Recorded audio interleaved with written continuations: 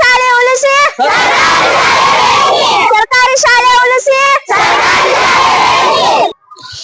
ವಿಶೇಷವಾಗಿ ಕರ್ನಾಟಕ ನಮ್ಮ ಸರ್ಕಾರದಲ್ಲಿ ಅತ್ಯಂತ ಪ್ರಮುಖ ಇಲಾಖೆ ಮತ್ತೆ ಈ ದೇಶದ ಪ್ರಜೆಗಳನ್ನ ರೂಪಿಸ್ತಕ್ಕಂಥ ಇಲಾಖೆ ಶಿಕ್ಷಣ ಇಲಾಖೆ. ಇತ್ತೀಚೆಗೆ ಶಿಕ್ಷಣ ಇಲಾಖೆಯಲ್ಲಿ ಸಾಕಷ್ಟು ಜನ ಏನ್ ರೀತಿ ಕನ್ನಡ ಶಾಲೆಗಳನ್ನ ಉಳಿಸಿ, ಕನ್ನಡ ಶಾಲೆಗಳನ್ನ ಬೆಳೆಸಿ ಮತ್ತೆ ಸರ್ಕಾರಿ ಶಾಲೆಗಳಿಗೆ ಪ್ರಾಶಸ್ತ್ಯ ಕೊಡಿ ಅಂತ ಹೇಳ್ಬಿಟ್ಟು ಸಾಕಷ್ಟು ಪ್ರಗತಿಪರರು ಧ್ವನಿ ಎತ್ತಿದ್ರು. ಇಂಥ ಸಂದರ್ಭದಲ್ಲಿ ಕೆಲವು ಶಾಲೆಗಳು ನೋಡಿದ್ರೆ ಎಲ್ಲೋ ಒಂದ್ ಕಡೆ ಸಾಕಷ್ಟು ಒಂದ್ ರೀತಿ ಏನು ಮೂಲಭೂತ ಸೌಕರ್ಯಗಳು ಇಲ್ವೇನೋ ಅನಿಸುತ್ತೆ. ಇದಕ್ಕೆ ತದ್ವಿರುದ್ಧ ಉದಾಹರಣೆ ಏನಪ್ಪಾ ಅಂತಂದ್ರೆ, ಸರ್ಕಾರಿ ಶಾಲೆ ಸಹ ಒಂದ್ ರೀತಿ ಹೈಟೆಕ್ ಶಾಲೆ ಮಾಡ್ಬೋದು, ಮತ್ತೆ ಯಾವ ರೀತಿ ಡೆವಲಪ್ಮೆಂಟ್ ಮಾಡ್ಬೋದು ಅನ್ನೋದಕ್ಕೆ ಈ ಸರ್ಕಾರಿ ಶಾಲೆನೇ ಸಾಕ್ಷಿ. ಇದು ಇರ್ತಕ್ಕಂಥದ್ದು ಒಂದ್ ರೀತಿ ಸಂಪಗಾವಿ ಅಂತಕ್ಕಂಥದ್ದು ಬೈಲಹೊಂಗಲ ತಾಲೂಕಿನ ಕಿತ್ತೂರು ವಿಧಾನಸಭಾ ಕ್ಷೇತ್ರದ ಸಂಪಗಾವಿ ಗ್ರಾಮ ನಂಬರ್ 4 ಶಾಲೆಗೆ ಬಂದ್ರೆ ಬಹುಶಃ ಈ ಸರ್ಕಾರಿ ಶಾಲೆ ಇರ್ತಕ್ಕಂಥ ಪ್ರಸ್ತುತ ವ್ಯವಸ್ಥೆ ನೋಡಿದ್ರೆ ಇಡೀ ರಾಜ್ಯದಲ್ಲಿ ಇರ್ತಕ್ಕಂಥ ಸರ್ಕಾರಿ ಶಾಲೆಗಳಿಗೆ ಮತ್ತೆ ಶಿಕ್ಷಕರಿಗೆ ಮಾದರಿಯಾಗಿದೆ. ತುಂಬಾ ಹೈಟೆಕ್ ಆಗಿದೆ, ಸಾಕಷ್ಟು ಅದ್ಭುತವಾಗಿದೆ. ಇಲ್ಲಿರ್ತಕ್ಕಂಥ ಪರಿಸರ ಅತ್ಯುನ್ನತವಾಗಿದೆ. ಈಗ ಈ ಶಾಲೆ ಒಳಗಡೆ ಎಂಟ್ರಿ ಕೊಡ್ತಾ ಇದೀವಿ. ಯಾವ ರೀತಿ ಇದನ್ನ ನಿರ್ವಹಣೆ ಮಾಡ್ತಾವ್ರೆ, ಮತ್ತೆ ಯಾವ ರೀತಿ ಶಾಲೆಯ ವ್ಯವಸ್ಥೆ ಯಾವ ರೀತಿ ಇದೆ, ಪರಿಸರ ವ್ಯವಸ್ಥೆ ಇದೆ ಯಾವ ರೀತಿ ಇದೆ, ಮಕ್ಕಳುಗಳು ಯಾವ ರೀತಿ ಕಲಿತಾವ್ರ ಬಗ್ಗೆ ಸಮಗ್ರವಾಗಿ ತೋರಿಸ್ತೀನಿ.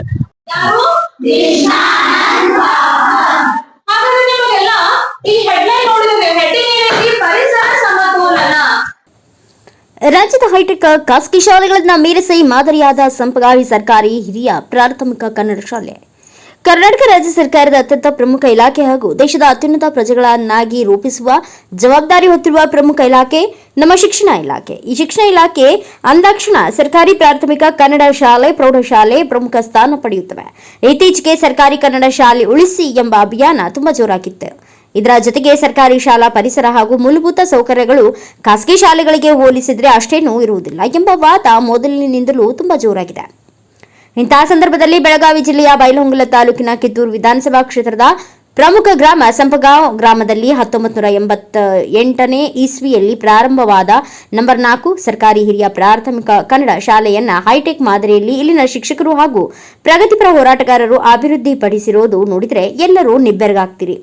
ಕೇವಲ 3 ವರ್ಷಗಳ ಹಿಂದೆ ತುಂಬಾ ಶೀತಲಾವಸ್ಥೆಯಲ್ಲಿದ್ದ ಈ ಸರ್ಕಾರಿ ಹಿರಿಯ ಪ್ರಾಥಮಿಕ ಶಾಲೆಯನ್ನ ಪ್ರಧಾನ ಗುರುಗಳು ಆದ ಶ್ರೀಶೈಲ ಗಂಗನ್ನವರ್ ಹಾಗೂ ಮಾನವ ಬಂಧುತ್ವ ಜಾಗೃತಿ ವೇದಿಕೆ ಸದಸ್ಯ ಪ್ರಗತಿಪರ ಹೋರಾಟಗಾರ ಮಂಜುನಾಥ್ ಶಿಡ್ಲೇಗೋಳ್ ಹಾಗೂ ಸ್ಥಳೀಯ ಎಸ್ಡಿಎಂಸಿ ಸದಸ್ಯರು ನೇತೃತ್ವದಲ್ಲಿ ಎಲ್ಲಾ ಜನಪ್ರತಿನಿಧಿಗಳ ಸಹಾಯ ಸಹಕಾರದಲ್ಲಿ ಈ ಸರ್ಕಾರಿ ಶಾಲೆಯನ್ನ ಹೈಟೆಕ್ ಮಾದರಿಯಲ್ಲಿ ಅಭಿವೃದ್ಧಿಪಡಿಸಿರುವುದು ರಾಜ್ಯದ ಎಲ್ಲಾ ಸರ್ಕಾರಿ ಶಾಲೆಗಳು, ಶಿಕ್ಷಕರು ಈ ಶಾಲೆ ಕಡೆ ತಿರುಗಿ ನೋಡುವಂತಾಗಿದೆ. ಶಾಲಾ ಕೊಠಡಿಗಳು, ಶಾಲಾ ಪರಿಸರ, ಹೊರಾಂಗಣ ಹಾಗೂ ಇತರೆ ಮೂಲಭೂತ ಸೌಕರ್ಯಗಳನ್ನು ಒದಗಿಸಿದ್ರಿಂದ ಪ್ರಸ್ತುತ 217 ವಿದ್ಯಾರ್ಥಿಗಳು ಇಲ್ಲಿ ಕಲಿಕೆಯಲ್ಲಿರುವುದು ತುಂಬಾ ಹೆಮ್ಮೆಯ ಸಂಗತಿಯಾಗಿದೆ.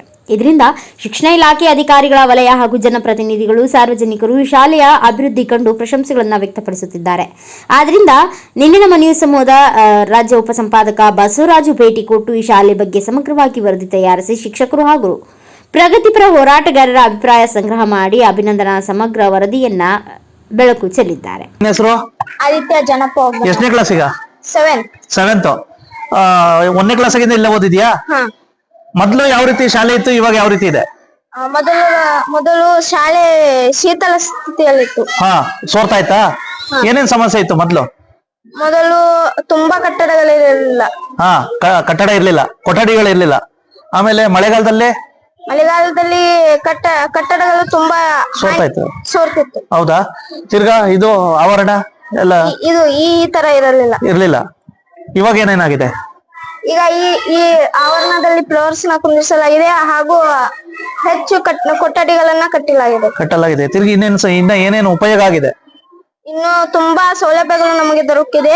ಬಿಸಿ ಊಟ, ಮೊಟ್ಟೆ, ಬಾಳೆಹಣ್ಣು ಈ ತರದ ತುಂಬಾ ಸೌಲಭ್ಯಗಳು ನಮಗೆ ದೊರಕಿದೆ. ಮತ್ತೆ ಇದು ಕುಡಿಯೋ ನೀರು ಸಮಸ್ಯೆ? ಕುಡಿಯೋ ನೀರು ನಮಗೆ ಮೊದಲು ಸಮಸ್ಯೆ ಇತ್ತು. ಆದರೆ ಶ್ರೀಮಾನ್ಯ SD ಗಂಗನವರ್ ಸರ್ ನಮಗೆ ಉಚಿತವಾದ ಶುದ್ಧ ಕುಡಿಯುವ ನೀರಿನ ಘಟಕವನ್ನು ಸ್ಥಾಪಿಸಿಕೊಟ್ಟರು. ಹೌದಾ? ಇವರು ಮಂಜುನಾಥ್ ಶಿಡ್ಲೇಗೌಡ ಅವರು ಇದನ್ನ ತಗೊಂಡ್ಮೇಲೆ ಏನೇನ್ ಮಾಡಿದ್ದಾರೆ? ಅವರು ನಮ್ಮ ಶಾಲೆಯ ದತ್ತು ಪಡೆದ ಮಹನೀಯರು.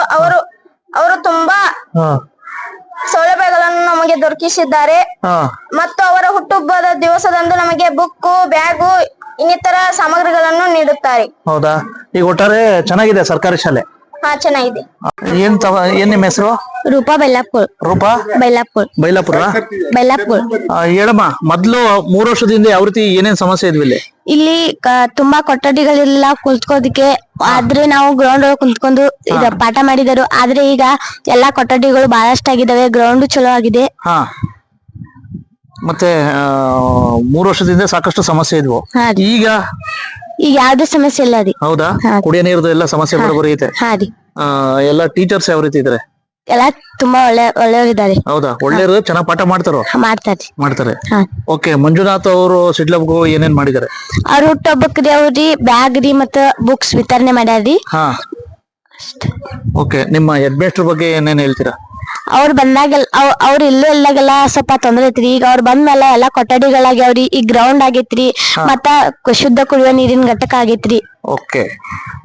ಶಾಲೆಗಳು ಯಾವ ರೀತಿ ಸಬಲೀಕರಣ ಮಾಡ್ಬೋದು, ಮತ್ತೆ ಯಾವ್ದು ರೀತಿ ಒಂದ್ ರೀತಿ ಗ್ರಾಮೀಣ ಪ್ರದೇಶದಲ್ಲಿರ್ತಕ್ಕಂಥ ಶಾಲೆಗಳನ್ನ ಯಾವ ರೀತಿ ತುಂಬಾ ಕೆಳಮಟ್ಟದಲ್ಲಿದ್ರು, ಮೂಲಭೂತ ಸೌಕರ್ಯ ಇಲ್ಲದೆ ಇದ್ರು ಸಹ ಯಾವ ರೀತಿ ಒಂದ್ ರೀತಿ ಹೈಟೆಕ್ ಮಾಡ್ಬೋದು, ಮಾದರಿಯಾಗಿ ಮಾಡಬಹುದು ಅನ್ನೋದಕ್ಕೆ ಅತ್ಯುನ್ನತವಾಗಿ ಶ್ರಮ ವಹಿಸಿರ್ತಕ್ಕಂಥವ್ರು ಇವರೇ. ಬಹುಶಃ ಇವರು ಮುಖಚರ್ಯ ನೋಡಿರ್ಬೋದು. ಇವರು ಬಹುತೇಕ ಬೆಳಗಾವಿ ಜಿಲ್ಲೆ ಅಲ್ಲದೆ ಕಿತ್ತೂರು ಕರ್ನಾಟಕದ ಬಹುತೇಕ ಶಿಕ್ಷಕರು ನೋಡೇ ಇದ್ದಾರೆ ಇವ್ರನ್ನ. ಇವರೇ ಗಂಗಣ್ಣನವರ್ ಅವರು, ಪ್ರಸ್ತುತ ಇಲ್ಲಿ ಮುಖ್ಯ ಪ್ರಧಾನ ಗುರುಗಳು. ಸರ್ ಹೇಳಿ ಸರ್, ವಿಶೇಷವಾಗಿ ಸರ್ಕಾರಿ ಒಂದ್ ರೀತಿ ಶಾಲೆ ಅಂದ್ರೆ ಸಾಕಷ್ಟು ಮೂಲಭೂತ ಸೌಕರ್ಯ ಇಲ್ಲ ಅಂತ ಒಂದ್ ಕಡೆ ಇರ್ತವೆ, ಒಂದ್ ಕಡೆ ಸರ್ಕಾರಿ ಕನ್ನಡ ಶಾಲೆ ಉಳಿಸಿ ಅಂತ ಹೇಳ್ಬಿಟ್ಟು ಸಾಕಷ್ಟು ಪ್ರಗತಿಪರ ಧ್ವನಿಯತ್ತಾರೆ. ಆದ್ರೆ ಇದು ಎಲ್ಲ ನೋಡಿದ್ರೆ ಎಲ್ಲೋ ಒಂದ್ ಕಡೆ ತದ್ವಿರುದ್ಧವಾಗಿದೆ, ಸಾಕಷ್ಟು ಹೈಟೆಕ್ ಆಗಿದೆ. ಏನ್ ಸರ್ ಇದು? ಇದಕ್ಕೆ ಮೂಲ ಕಾರಣ ಅಂತಂದ್ರೇನು, ನಮ್ಮ ಸರ್ಕಾರಿ ಶಾಲೆಗಳ ಸಬಲೀಕರಣ ಆಗಬೇಕು ಅನ್ನುವಂತ ಕನಸು ಕೂಡ ವೈಯಕ್ತಿಕವಾಗಿ ನನ್ನದು ಕೂಡ. ಈ ಹಿನ್ನೆಲೆ ಒಳಗೆ ನಾನು ಇಲ್ಲಿ ಪ್ರಧಾನ ಗುರುಗಳಾಗಿ ಕಳೆದ 3 ವರ್ಷಗಳ ಹಿಂದೆ ಬಂದಾಗ ಇಲ್ಲಿ ಬಹಳಷ್ಟು ಮೂಲಭೂತ ಸೌಕರ್ಯಗಳ ಕೊರತೆಯನ್ನು ನಾನು ಕಂಡೆ. ಆ ಒಂದು ಮೂಲಭೂತ ಸೌಕರ್ಯಗಳನ್ನ ಈಡೇರಿಸಿಕೊಳ್ಬೇಕು ಅಂತಕ್ಕಂಥ ಒಂದು ಛಲದಿಂದ ನಮ್ಮೆಲ್ಲ ಶಿಕ್ಷಕರ ಒಂದು ಸಭೆಯನ್ನ ಮಾಡಿ, SDMC ಅವರ ಸಭೆಯನ್ನ ಮಾಡಿ, ಅದರ ಜೊತೆಗೆ ಗ್ರಾಮ ಪಂಚಾಯತಿ ಸಂಭಾವ್ ಇವರ ಅಧ್ಯಕ್ಷರು ಎಲ್ಲ ಸರ್ವ ಸದಸ್ಯರನ್ನೊಳಗೊಂಡು ನಮ್ಮ ಭಾಗದಲ್ಲಿರ್ತಕ್ಕಂಥ ಅತ್ಯಂತ ಹಿರಿಯ ಗ್ರಾಮ ಪಂಚಾಯತ್ ಸದಸ್ಯರಾದ ಮಂಜುನಾಥ್ ಸಿಡ್ಲೋಗೌಡ್ರವರ ಸಹಕಾರವನ್ನು ಪಡೆದು ಇಲ್ಲಿ ಏನು ಮೂಲಭೂತ ಕೊರತೆ ಇತ್ತು ಆ ಮೂಲಭೂತ ಕೊರತೆಗಳ ಪಟ್ಟಿಯನ್ನು ಮಾಡಿಕೊಂಡು ನಾವು ಒಂದು ಮನವಿಯನ್ನ, ಒಂದು ಅಜೆಂಡಾವನ್ನು ತಯಾರು ಮಾಡಿದ್ವಿ ಸರ್. ತದನಂತರ ಆ ಅಜೆಂಡಾದೊಂದಿಗೆ ಈ ಗ್ರಾಮ ಪಂಚಾಯಿತಿಯ ಮಹಾತ್ಮ ಗಾಂಧೀಜಿ NRG ಯೋಜನೆ ಅಂತ ಹೇಳಿ ಏನಿದೆ, ಆ ಯೋಜನೆಯೊಳಗ ಇಲ್ಲಿ ಕೊರತೆ ಇರತಕ್ಕಂಥ ಒಂದು ಅಡಿಗೆ ಕೊಠಡಿ, ದಾಸ್ತಾನು ಕೊಠಡಿ ಆಗಿರ್ಬೋದು, ಆಮೇಲೆ ಕಂಪೌಂಡ್ ಎತ್ತರಿಸ್ತಕ್ಕಂಥದ್ದಾಗಿರ್ಬೋದು, ಆಮೇಲೆ ಇಲ್ಲಿ ಬಹಳಷ್ಟು ನೀರು, ಇಲ್ಲಿ ಸಾರ್ವಜನಿಕ ಟ್ಯಾಂಕ್ ಇರುವುದರಿಂದ ಪ್ರತಿದಿನ ನೀರು ಬಿದ್ದು ಈ ಮಕ್ಕಳು ಬಹಳಷ್ಟು ನೀರಿನ ಮಡುವಿನಲ್ಲಿ ಮತ್ತೆ ಆಮೇಲೆ ಅದರಲ್ಲಿ ಇರ್ತಕ್ಕಂಥ ರಾಡಿ ಇವೆಲ್ಲವನ್ನ ಕೆಸರಿನೊಂದಿಗೆ ಮಕ್ಕಳು ಶಾಲೆ ಒಳಗೆ ಪ್ರವೇಶ ಮಾಡುವುದನ್ನು ಕಂಡು ನಾವು ಇಲ್ಲಿ ಫ್ಲೇವರ್ಸ್ ಹಾಕಿಸ್ಬೇಕು, ಆಮೇಲೆ ಟೈಲ್ಸ್ ಗಳನ್ನ ಹಾಕಿಸ್ಬೇಕು, ತದನಂತರ ಶಾಲೆಗೆ ಬಣ್ಣ, ಸುಣ್ಣ, ಅವುಗಳ ಜೊತೆಗೆ ಮೂಲಭೂತ ಸೌಕರ್ಯಗಳು, ಶಾಲಾ ಕೊಠಡಿಗಳ ಒಂದು ಅವಶ್ಯಕತೆ ಇತ್ತು. ಕೇವಲ ಇಲ್ಲಿ 4 ಕೊಠಡಿಗಳಿದ್ದು 7 ಕ್ಲಾಸ್ಗಳನ್ನು ನಡೆಸ್ತಾ ಇದ್ವಿ. ಪ್ರಧಾನ ಗುರುಗಳಿಗೆ ಪ್ರತ್ಯೇಕವಾದ ಕೊಠಡಿ ಇರಲಿಲ್ಲ. ಅವನ್ನೆಲ್ಲವನ್ನ ಪಟ್ಟಿಯನ್ನ ಮಾಡಿ ಹಂತ ಹಂತವಾಗಿ ಸನ್ಮಾನ್ಯ ಈ ಭಾಗದ ಜನಪ್ರಿಯ ಶಾಸಕರಾದ ಬಾಬಾ ಸಾಹೇಬ್ ಪಾಟೀಲ್ ಅವರನ್ನು ಭೇಟಿಯಾಗಿ ಮನವಿಯನ್ನು ಸಲ್ಲಿಸಿದಾಗ ಅವರು ಕೂಡ ನಮಗೆ ಇಲ್ಲಿ ಅಂದವಾದ ಶಾಲೆಯನ್ನ ರೂಪಿಸಲಿಕ್ಕೆ ಮಾರ್ಗದರ್ಶನವನ್ನು ಮಾಡಿದ್ರು. ಗ್ರಾಮ ಪಂಚಾಯತಿಯ ಎಲ್ಲ ಸದಸ್ಯರು ಕೂಡ ಇದು ಹಿಂದುಳಿದ, ಮೇನ್ ಅಂದ್ರೆ ಇದು ಹಿಂದುಳಿದ ಏರಿಯಾದಲ್ಲಿ ಸರ್, ಇದು ಜನತಾ ಕಾಲೋನಿ, SC/ST ಮಕ್ಕಳು ಮತ್ತೆ ದುಡಿಯುವ ವರ್ಗದ ಮಕ್ಕಳು ಇರುವುದರಿಂದ ಇದಕ್ಕೆ ಬಹಳಷ್ಟು ನೀವು ಸಹಾಯ ಮಾಡ್ರಿ ಅಂದಾಗ ಎಲ್ಲರೂ ಕೂಡ ಇದಕ್ಕೆ ಸಹಾಯ ಮಾಡಿದ್ರು. ನಾವು ಕಳೆದ 2 ವರ್ಷಗಳ ನಂತರ ಈ ಶಾಲೆಯನ್ನು ನೋಡಿದಾಗ ಇದು ಸರ್ಕಾರಿ ಶಾಲೆ ಅಂದ್ರೆ ಹೆಂಗಿರಬೇಕು ಅನ್ನೋದನ್ನ ನಾವು ಅದನ್ನ ಮಾಡ್ಲಿಕ್ಕೆ ಪ್ರಯತ್ನವನ್ನು ಮಾಡಿದೀವಿ. ಅದಕ್ಕೆ ಗ್ರಾಮಸ್ಥರ ಸಹಕಾರ ಮತ್ತೆ SDMC ಅವರ ಸಹಕಾರ ಮತ್ತೆ ಪಾಲಕ ಪೋಷಕರ ಸಭೆಗಳನ್ನ ಮಾಡಿ ಮೇಲಿನ ಮೇಲೆ ಅದರ ಸದುಪಯೋಗವನ್ನ ನಾವು ಶಾಲೆಯ ಅಭಿವೃದ್ಧಿಗಾಗಿ ಪರಿಶೀಲಿಸ್ತೀವಿ. ಇದು ಪ್ರಮುಖ ಪಾತ್ರ ವಹಿಸ್ತದೆ. ವಿಶೇಷವಾಗಿ ಈ ಕಡೆ ಭಾಗದ ಒಂದ್ ರೀತಿ ಅತ್ಯಂತ ಪ್ರಮುಖ ಸಮಾಜ ಸೇವಕರು ಅಂತಾನೆ ಹೇಳ್ಬೋದು. ಯಾಕಪ್ಪ ಅಂತಂದ್ರೆ ತನ್ನ ಹುಟ್ಟುಹಬ್ಬದಂದು ಸಾಕಷ್ಟು ಮಕ್ಕಳುಗಳಿಗೆ ಪುಸ್ತಕಗಳನ್ನ ಕೊಡ್ತಕ್ಕಂಥದ್ದು ಈ ರೀತಿ ಇದಾಗಿದೆ. ಇಂತಹ ಸಂದರ್ಭದಲ್ಲಿ ಇವರು ಮಂಜುನಾಥ್ ಸಿಡ್ಲಗೋಳ್ ಅಂತ ವಿಶೇಷವಾಗಿ ಮಾಜಿ ಗ್ರಾಮ ಪಂಚಾಯತಿ ಸದಸ್ಯರು. ಇವರು ಬಹುಶಃ ತನ್ನ ಮನೆ ಚೆನ್ನಾಗೈತೆ ಇಲ್ಲೋ ಗೊತ್ತಿಲ್ಲ, ಆಯ್ತಾ. ಆದ್ರೆ ಶಾಲೆ ತನ್ನ ಇರ್ತಕ್ಕಂಥ ತನ್ನ ವ್ಯಾಪ್ತಿಯ ಶಾಲೆ ಚೆನ್ನಾಗಿರ್ಬೇಕು, ಸರ್ಕಾರಿ ಶಾಲೆ ಚೆನ್ನಾಗಿರ್ಬೇಕು, ಮಕ್ಕಳುಗಳು ಚೆನ್ನಾಗಿರ್ಬೇಕು ಅಂತ ಹೇಳ್ಬಿಟ್ಟು ಪ್ರಮುಖ ಪಾತ್ರ ವಹಿಸಿ ಎಲ್ಲೆಲ್ಲೋ ತನ್ನ ಸಂಪರ್ಕ ಸಾಧಿಸಿ ಎಲ್ಲೆಲ್ಲಿಂದನೋ ವಿಶೇಷವಾಗಿ ಸತೀಶ್ ಅಣ್ಣ ಶುಗರ್ಸ್ ಇಂದ ಇರ್ಬೋದು ಮತ್ತೆ ಹಲವಾರು ವಿವಿಧ ದಾನಿಗಳಿಂದ ತಗೊಬಂದು ಸಾಕಷ್ಟು ಅಭಿವೃದ್ಧಿಗೆ ಶ್ರಮಿಸಿದರೆ, ವಿಶೇಷವಾಗಿ ದತ್ತು ತಗೊಂಡಿದ್ದಾರೆ. ಬನ್ನಿ ಇವ್ರೇನ್ ಹೇಳ್ತಾರೆ. ನಮಸ್ತೆ ಮಂಜುನಾಥ್ ಅವ್ರೆ, ಹೇಳಿ ಸರ್. ವಿಶೇಷವಾಗಿ ನಿಮ್ಮ ಏನು ಇದಿರ್ಲಿಲ್ಲ, ಯಾತದ್ದು ಇಲ್ಲ, ಆದ್ರೂ ಸಹ ಸರ್ಕಾರಿ ಶಾಲೆಗೆ ದತ್ತು ತಗೊಂಡಿದ್ರ, ಏನು ಇದು? ಇಲ್ಲ, ಒಂದು ಸರ್ಕಾರಿ ಶಾಲೆ ಸುಧಾರಣೆ ಆದ್ರೆ ಆ ಭಾಗದ ವಿದ್ಯಾವಂತರಾಗಿ ಹೊರಬರ್ತಾರೆ. ಯಾಕಂದ್ರೆ ಇಲ್ಲಿ ವಿಶೇಷವಾಗಿ ಈ ಏರಿಯಾ ಏನಾಗಿದೆ ಅಂದ್ರೆ SC ST ಹಾಗೂ ಅಲ್ಪಸಂಖ್ಯಾತರು ಇರುವಂತ ಏರಿಯಾ ಇದು. ಅದಕ್ಕೆ ಈ ಏರಿಯಾದಾಗ ಅಗದಿ ಈ ಶಾಲೆ ನೋಡ್ರಿ ಒಂದ್ 2-3 ವರ್ಷದಿಂದ ಭಯಂಕರ ಹೊಲಸ, ಅಗದಿ ಹುಡುಗರು ಕುಂತ್ಕೋಕ ಅಸಹ್ಯ ಪಡ್ಬೇಕ ಅಂತ ಇದಿತ್ತು.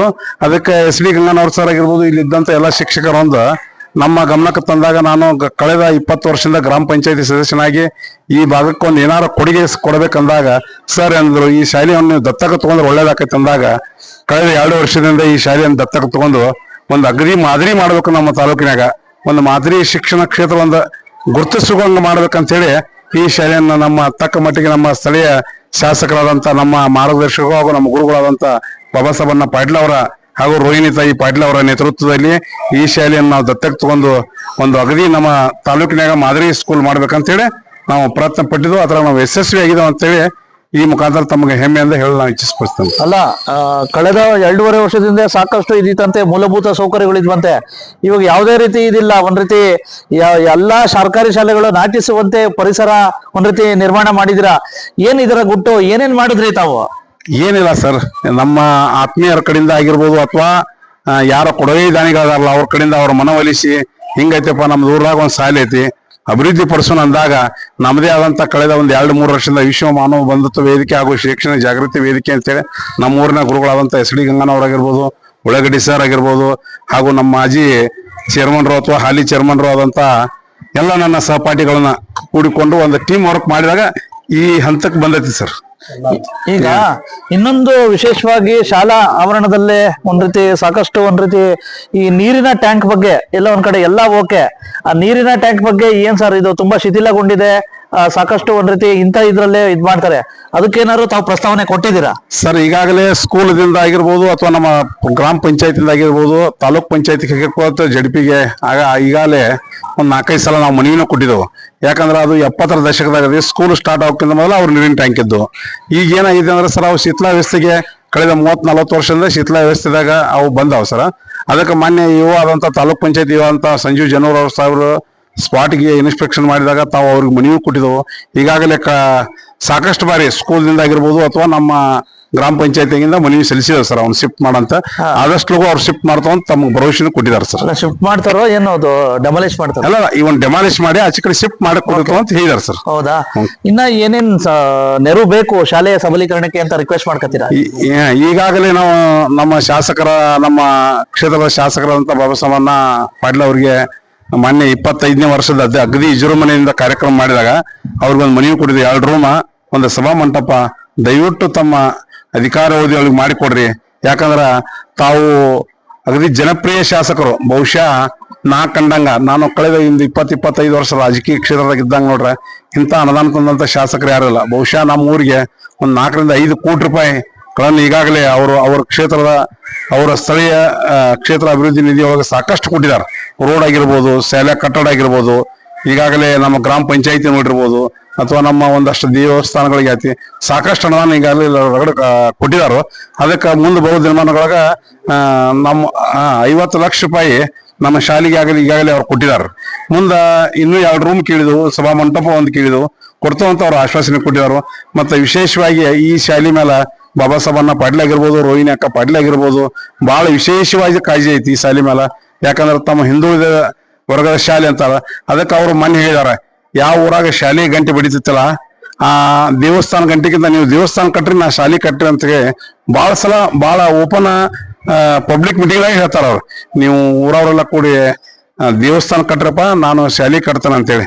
ಅದಕ್ಕೆ ನಾನು ಅವ್ರಿಗೆ ಇನ್ನೂ ಕಳೆದ ಅವ್ರು 5 ವರ್ಷ ಅಲ್ಲ, ಇನ್ನೂ ಅವ್ರು 4 ಟರ್ನ್ ಅಂದ್ರೆ ಕಳೆದ ಇನ್ನೂ 20 ವರ್ಷ ಕ್ಷೇತ್ರಕ್ಕ ಅವ್ರ ಅವಶ್ಯಕತೆ ಐತಿ.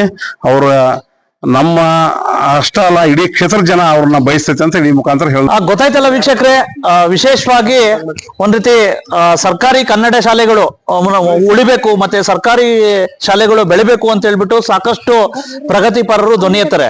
ಇಂತಹ ಸಂದರ್ಭದಲ್ಲಿ ಹಲವಾರು ಕಡೆ ಗ್ರಾಮೀಣ ಪ್ರದೇಶಗಳಲ್ಲಿ ಸರ್ಕಾರಿ ಶಾಲೆ ಇವತ್ತಿಗೂ ಸಹ ಮೂಲಭೂತ ಸೌಕರ್ಯಗಳಿಲ್ಲದೆ ಸಾಕಷ್ಟು ಒಂದ್ ರೀತಿ ತೊಂದರೆ ಅನುಭವಿಸಿದ್ವೆ.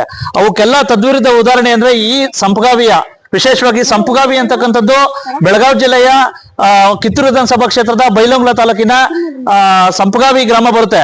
ವಿಶೇಷವಾಗಿ ಸಂಪಗಾವಿ ಅಂತಕ್ಕಂಥದ್ದು ಸಾಕಷ್ಟು ಐತಿಹಾಸಿಕ ಹಿನ್ನೆಲೆ ಇರ್ತಕ್ಕಂಥ ಚಂಪಕನಗರ ಅಂತಕ್ಕಂಥ ಹಳೆ ಗ್ರಾಮ. ಇದಕ್ಕೆ ಇಲ್ಲಿ ಸಾಕಷ್ಟು ಸರ್ಕಾರಿ ಶಾಲೆಗಳಿದಾವೆ. ಇವುಗಳಲ್ಲಿ ನಂಬರ್ 4 ಸರ್ಕಾರಿ ಶಾಲೆ. ಈ ಒಂದು ಸರ್ಕಾರಿ ಶಾಲೆ ನೋಡಿದ್ರೆ ಸಾಕು, ಬಹುಶಃ ರಾಜ್ಯದಲ್ಲಿ ಗ್ರಾಮೀಣ ಪ್ರದೇಶದಲ್ಲಿ ಇರ್ತಕ್ಕಂಥ ಎಲ್ಲಾ ಸರ್ಕಾರಿ ಶಾಲೆಗೂ ಮಾದರಿ ಅನ್ಸುತ್ತೆ.